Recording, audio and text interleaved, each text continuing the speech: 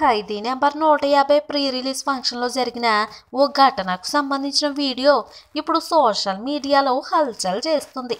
అల్లు అర్జున్ ఫంక్షన్కు వస్తున్న సమయంలో పవన్ ఫ్యాన్స్ చుట్టుముట్టి పవర్ స్టార్ అంటూ నినాదాలు చేశారు.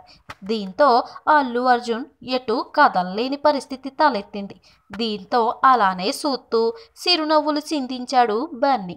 కొద్దిసేపటికి పోలీసుల జోక్యంతో అల్లు అర్జున్ వేదిక దగ్గరికి వెళ్ళాడు. అయితే పవన్ ఫ్యాన్స్ ఎంతసేపినా అల్లు అర్జున్ వేదిక మీద పవన్ పేరు ప్రస్తావించకపోవడం గమనార్హం.